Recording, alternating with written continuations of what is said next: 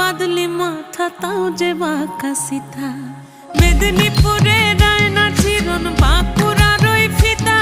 আর যতন করে বাঁধলি মাথা তাও যে বাঁকা সিথা পেছ পাড়িয়া রাজগো